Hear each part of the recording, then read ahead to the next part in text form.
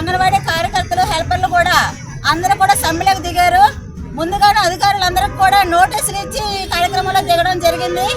అయినా సరే ఈ అధికారులు అందరూ కూడా ముందుగా మా తాళాలు బెదకొట్టడం చేశారు. కానీ అదరలేదు బెదరలేదు.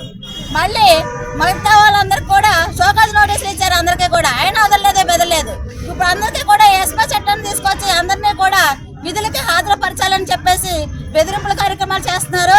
కాబట్టి మేమెవరు కూడా దేనికి కూడా లొంగవలసిన పని కూడా లేదు. ఎందుకంటే మా పోరాటం మేము చేసుకొని సాధించుకుంటాం. కాబట్టి మా కడుపు ఖాళీ రోడ్డు ఎక్కి పోరాటం చేస్తున్నాం. కాబట్టి ఎవరు కూడా ఎలాంటి అధికారులైనా సరే ఏ షోకాస్ నోటీసులు ఇచ్చినా ఎన్ని ఎస్మాలు ఎన్ని చట్టాలు తీసుకొచ్చినా సరే మేము లొంగే ప్రసక్తి లేనే లేదు. కాబట్టి ఇప్పటికైనా ప్రభుత్వం వారు మా గురించి ఆలోచించి మా వేతనాలు పెంచే ఆలోచనకి మా రాష్ట్ర నాయకులందరినీ కూడా చర్చలకు పిలవాలని కోరుచున్నాము.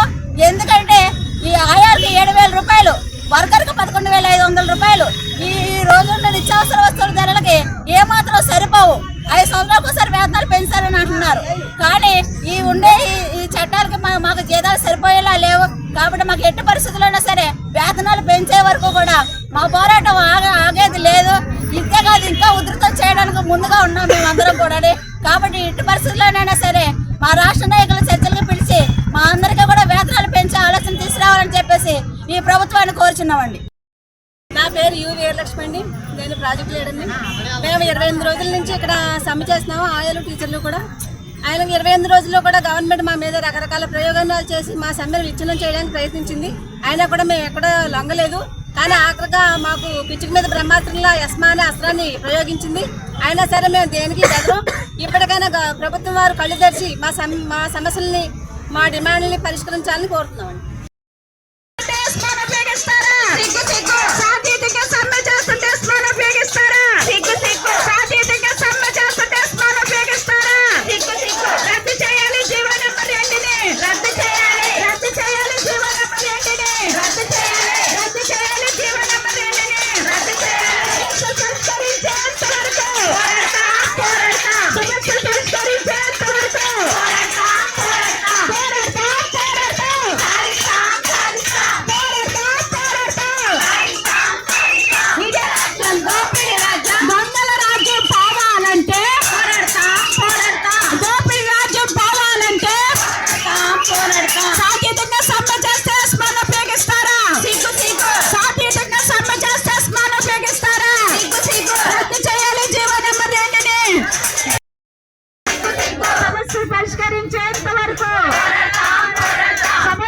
పరిష్కరించేంత వరకు